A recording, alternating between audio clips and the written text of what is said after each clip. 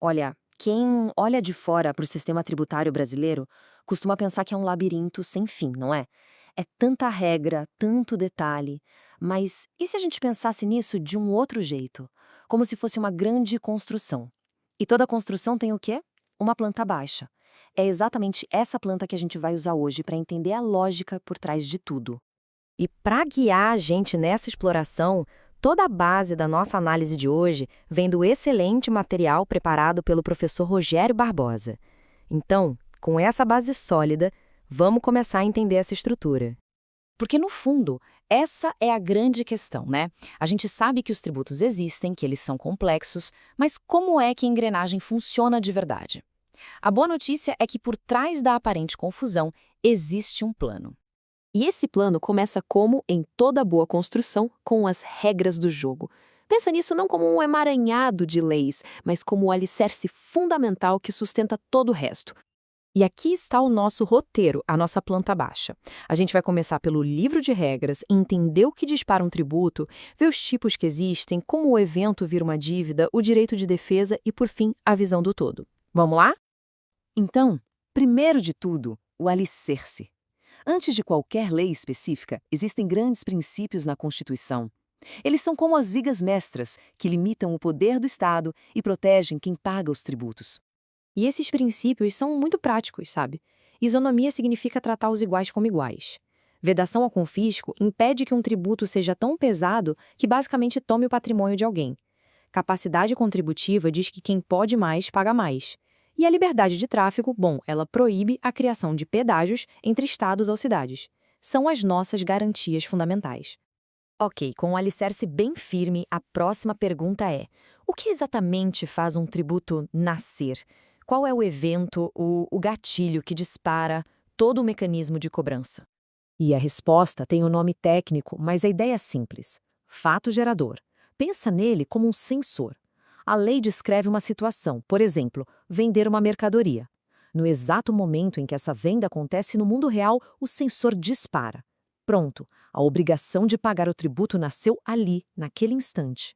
Agora, para a gente conseguir dissecar esse gatilho, os especialistas usam uma ferramenta fantástica. É uma espécie de checklist, uma estrutura lógica que serve como uma chave mestra para decifrar qualquer tributo que exista. Essa ferramenta nos obriga a responder 5 perguntas fundamentais. Quando a gente tem a resposta para todas elas, o tributo fica totalmente transparente. Vamos passar por cada uma rapidinho. A primeira pergunta é: o quê? Qual é a ação, o verbo, o evento que a lei escolheu para tributar? É receber um salário? É ser dono de um carro? É prestar um serviço? Esse é o aspecto material.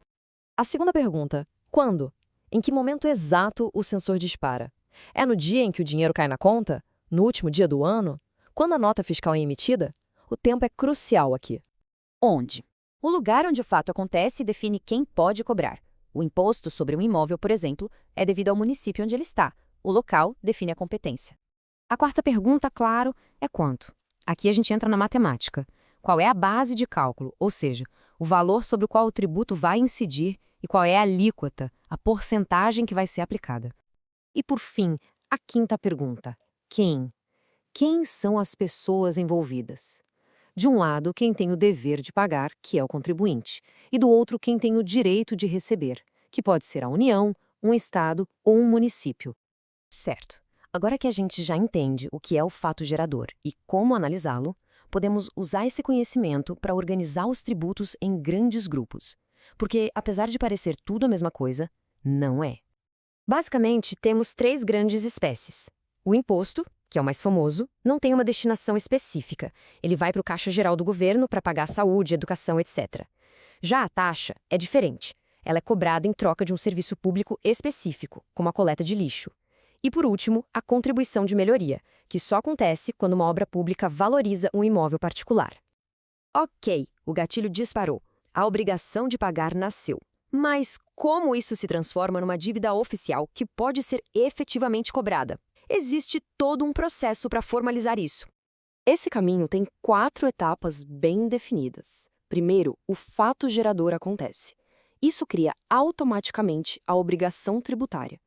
Depois, vem uma etapa fundamental chamada lançamento. É quando o fisco formaliza tudo, calcula o valor e diz quem deve pagar. É como se a conta chegasse oficialmente.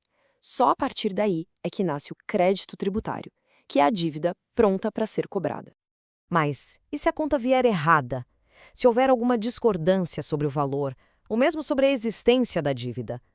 O sistema precisa prever uma forma de defesa, claro. E essa forma existe. A partir do momento em que a notificação chega, existe um prazo de 30 dias para apresentar uma defesa. Essa defesa inicia o que a gente chama de processo administrativo fiscal. É a primeira chance de contestar, sem precisar ir para a justiça. E tem mais um ponto que é uma garantia importantíssima, definida pelo Supremo Tribunal Federal. Ninguém é obrigado a pagar primeiro para depois discutir na justiça. O direito de questionar um tributo judicialmente não pode ser condicionado a um depósito prévio do valor. Isso é fundamental para garantir o acesso à justiça para todos. Então, vamos juntar as peças. O que parecia um labirinto, quando a gente olha para a planta baixa, se revela uma estrutura com regras fundamentais, com gatilhos bem definidos, com categorias claras e com um processo formal para tudo acontecer. A ideia por trás é ter ordem e previsibilidade.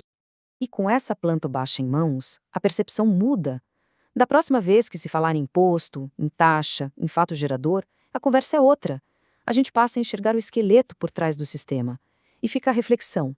Conhecendo essa estrutura, que parte de tudo isso passa a fazer mais sentido agora?